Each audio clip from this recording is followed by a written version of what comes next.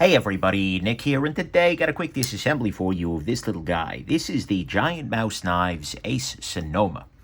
This is a knife that I'm actually really excited about. Not necessarily as much about the knife itself, which is quite nice, by the way. I want to be clear about that, but about the thing that it represents.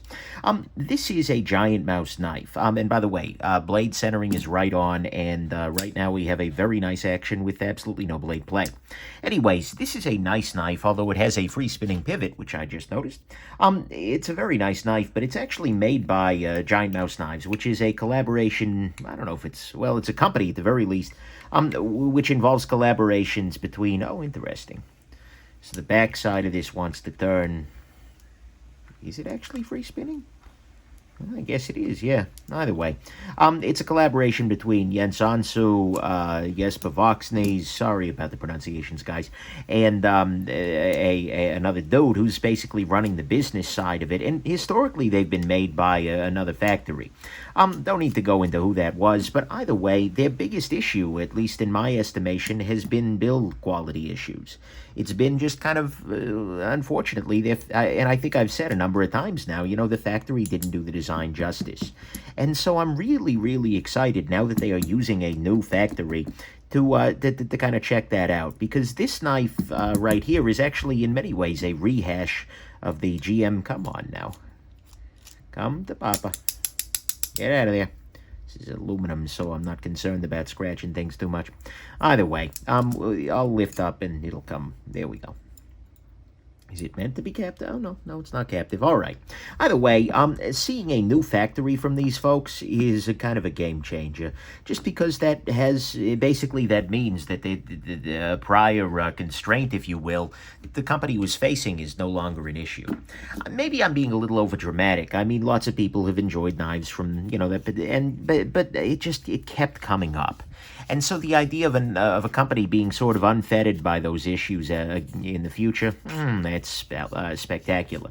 And because it is that they've made such amazing pieces in the past that, in terms of design, that is, and the GM1 was just generally amazing. I love the idea of them working with people who are going to be able to really knock it out of the park consistently for them. So anyways, but this is why I'm doing the... This is why I'm particularly excited about this model here. That and the other major factor here is that actually this is sort of, in a lot of ways, a rehash of a prior design from them. There were many similarities between this guy and the GiantMouse GM3. Although this slightly... No, actually, this is relatively GM3-ish. But they fixed a couple of the issues that the GM3 had, and with the build quality improvements, which I really do feel like there is an improvement here in this particular model, you know, that's just a wonderful thing. So I'm super happy about seeing this model, and this was definitely one that went on my radar immediately when it was announced. And by the way, here we can see Vox and Ansu right there. So we can see that label, and I'm just using some rubbing alcohol. And if you're ever curious about any of the tools I'm using for my disassemblies, go ahead and check out nickshabazz.com/tools, and you'll get a sense of everything that I'm using. But anyways, I believe we are more or less good to go. In terms of construction, we're seeing a lock bar insert here. We're seeing a ceramic detent ball as well as ceramic bearings. No problems at all there. And otherwise, it's good to go. The stonewash on the inside is good. It's really well done. And so I'm a big fan of seeing that. This is a very nice design here. And if they're working with a factory that can do that design justice, that's a gem.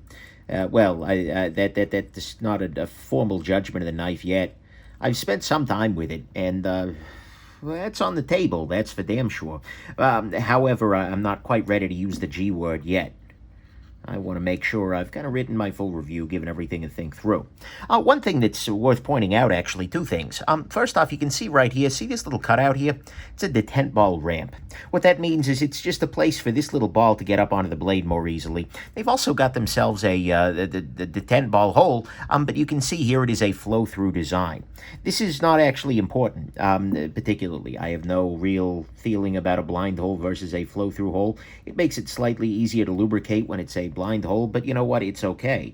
And I'm over lubricating anyway. So let's go ahead and put this guy onto position. Beautiful. Absolutely beautiful. And let's go ahead and drop this into place. Good. And let's put this onto here. Rotate, rotate, rotate. Lower this onto here. Now what we do is we take our driver, and by the way, T8 all around, which is another win. The clip on this guy's a little weird. That's a fact, but mostly I'm actually pretty happy and impressed with this. This really, I like the GM3. The GM3 was such a near miss to me. If you watch my review of it, I think I said exactly as much. It's a knife that is substantially excellent, but just had a couple of issues that really kept it from being in the big leagues, so to speak. It was a so close yet so far sort of feeling on it, and that's always frustrating to me. And so the idea that they'd come back and follow it up, and it's not a limited edition. That's one of the other big changes in the Ace line. They're not making any promises as to how many or how few they're going to make of these, and that's great. Coupled the fact that it's cheaper than the GM3, ooh, yes. So, at risk of coming off like a fanboy, I am quite pleased with the arrangement here. Okay, right now, I feel like I've got it a little over-tightened. So let me back it off just a little bit. Loosen that up a little bit. Centering is still dead nuts on.